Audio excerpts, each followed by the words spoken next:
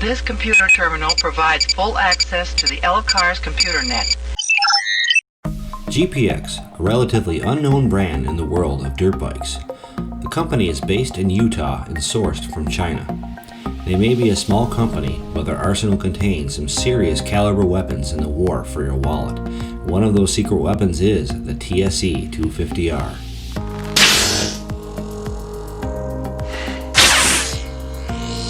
You have the ring, and I see your Schwartz is as big as mine. The TSE250R is a 230cc liquid-cooled, counterbalanced two-stroke engine with a power valve, oil injection, and electric start based off of a Yamaha DT230 engine, and she breathes through a Mikuni clone carburetor. She transfers that power with a 6-speed wide-ratio manual transmission that gets you up to 65-ish miles per hour with stock gearing. The frame of the bike is essentially a Husqvarna frame with plastics to match. The earlier versions of the TSE have fast-A suspension, whereas I believe the updated ones are SCZ, and both are fully adjustable all the way around. This is an enduro-oriented bike, not a motocross bike.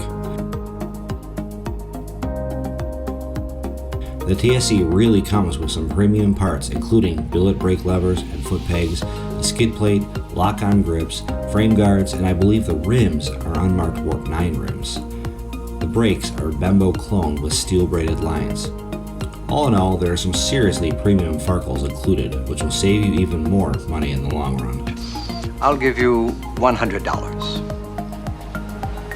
Is that a lot? What do I think about the build quality? So first off, let's get this out of the way. Yes, GPX bikes are of Chinese origin. It comes from China.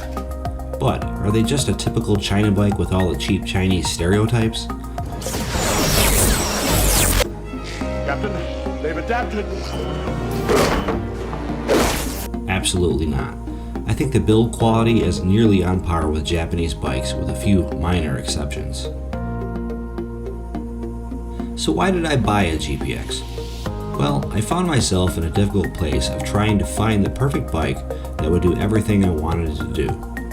I was looking for something with a powerful enough engine, more dirt-oriented, decent suspension, and something that could be plated as street legal, and something that didn't need a rebuild every 100 hours. None of the Japanese bikes fit the bill, as they are all missing one or more of those elements. And KTM and Beta and Husqvarna were out of the question, as they are too expensive and require frequent rebuilds. And honestly, the Japanese manufacturers have abandoned the market for people who are looking for an all-around good bike. They are either all too heavy, have weak engines, have crap suspension, which is strange because they used to make great bikes for so long, but now they rest upon their laurels, basking in their former glory with only their past reputations to stand on. The market had a vacuum. Now, commence Operation Vacuum Suck.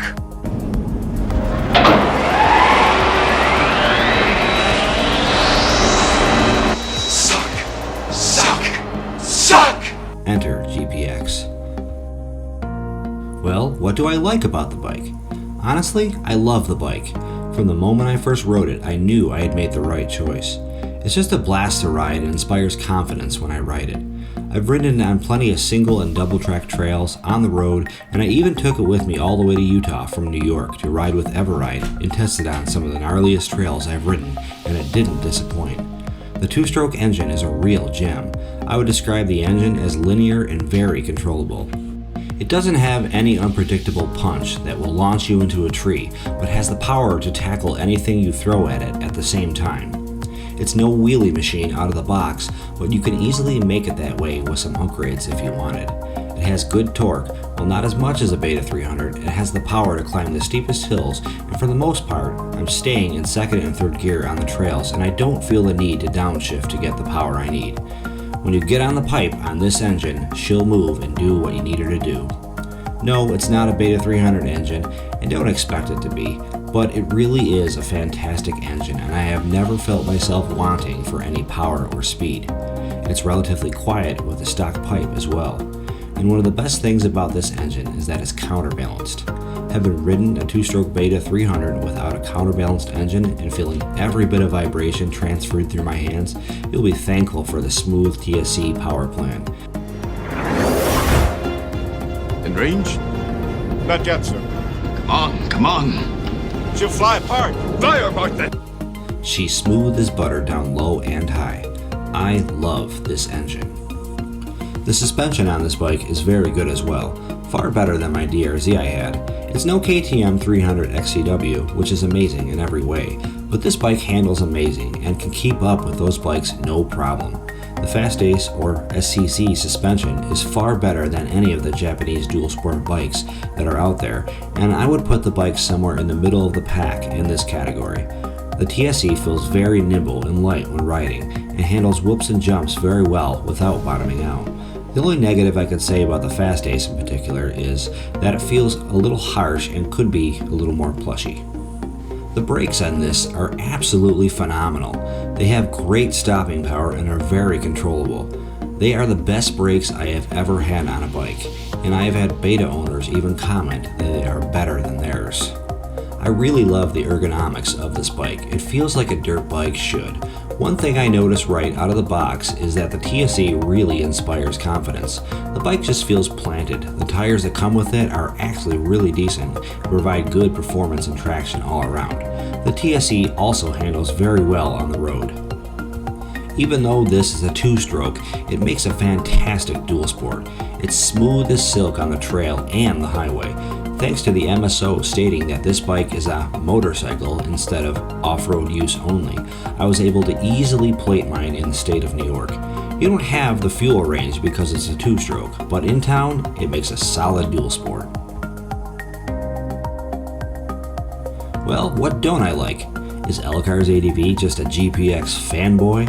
Well, look what we have here, Jonathan. Yep, looks like we got ourselves a couple of nerds. Give me $6. No.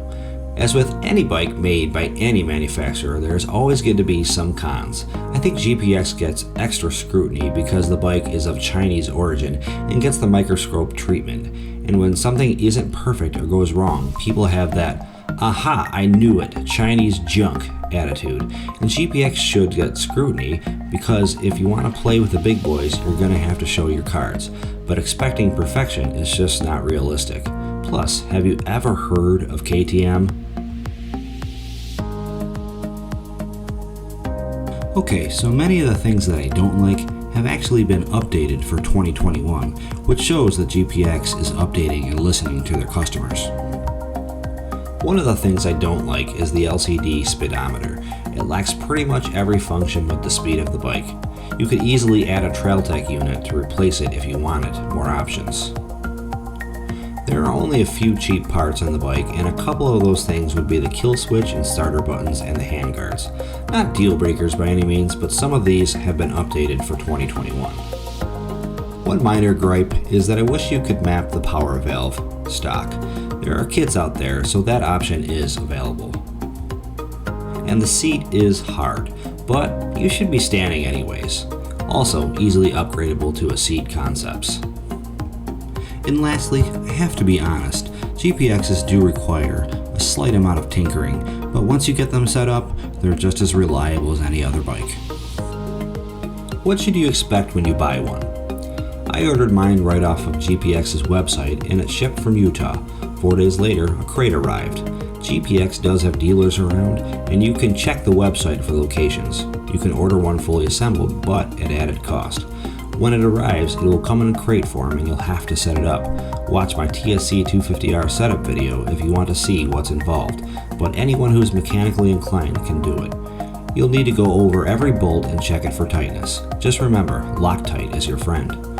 But what about parts, Elcars? Yes, parts are available. GPX's website isn't the best for ordering parts, but a simple phone call and my parts arrive in 2 days. You can even order common parts from RockyMountainATV.com. Who should buy one? Someone who wants a great dirt bike with a modern design, but doesn't want to spend $10K on a KTM. Someone whose skill level has increased beyond what their heavy underpowered Jap bike can provide. A new rider. Yes, this bike has plenty of power, but a new rider could easily throw a leg over the TSE, no problem, and have room to grow. A skilled rider. This bike can compete with the big boys, and plenty of GPX riders actually race these bikes in enduro events. Someone who wants value, reliability, and performance. The GPX lineup represents what I think is the best value around in dirt bikes, and you'll still have plenty of money left over for Farkles. So who shouldn't buy one? KTM guys aren't watching this anyways, but yes, KTM snobs and fanboys should steer clear, as nothing will please them but their broken down KTM. Maybe they should get a TSE so they have something to ride while in the middle of their engine rebuild. Someone who isn't mechanically inclined. One thing you do get with a Jap bike is that they are set up from the dealer and you gas and go, but GPXs that you have shipped require setup. The TSE requires a carburetor tuning to get it fine-tuned and running at optimal power. I think GPXs require a minimal amount of tinkering just to get it right and tighten some bolts here and there. So that is something to take into consideration.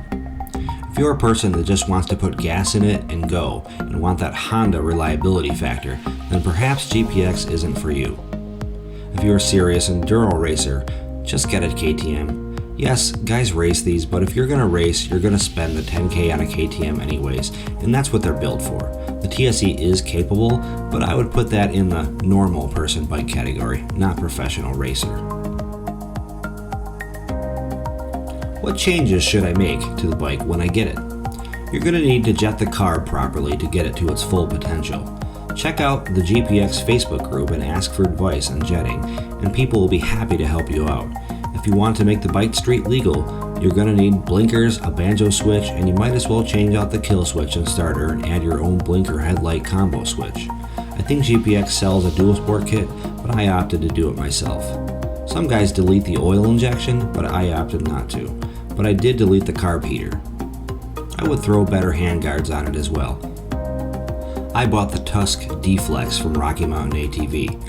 There are other changes that I will make, but the ones that I was going to do, GPX updated the 2021s to add those goodies, so I won't mention them here. So what do I think of GPX as a company? The one deciding factor that helped me make my decision to buy one was the support from other GPX owners. If you have any questions before the sale and after, just head over to the unofficial GPX Moto Facebook group and make your inquiries. I had so many questions before and after, and everyone in the group was quick to respond, and believe it or not, there are no trolls in the group. Now GPX as a company stands behind their bikes. I've gotten far better support from Gary at GPX than I ever would have from my Honda or Suzuki dealer. I've had a couple of parts here and there that needed replacing, and Gary has sent them to me no charge, and 2 days later I have my part. I have been able to message or call GPX and they are there to help, so you won't be stranded if you have an issue, and they will do everything they can to make it right. And to see they are listening to their customers, GPX is updating and improving the bikes, and the 2021 updates to the TSE show that. So in conclusion, I believe the GPX lineup and the TSE250R are fantastic value. And what you get is a bike that already has good parts on it that you would have had to buy anyways for any other bike. You get a bike that has power, reliability, and customer support for a fraction of the price that you would pay for other brands. Is the TSE250R going to be as good as a KTM 300 XCW or a Beta 300RR? No, but it will keep up with them just the same. It's the bike that Japanese manufacturers should have made, as they have abandoned the market of making affordable bikes that have power, reliability, and have decent suspension and manageable weight.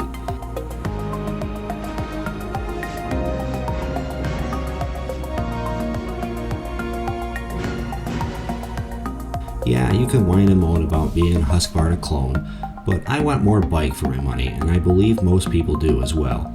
I think the TSE250R is a fantastic bike, and at the end of the day, it's a blast to ride. The TSE250R gets an N-Gauge rating from Elcar's ADV for being an outstanding dirt bike at a great price. Thanks for watching, and live long and ride.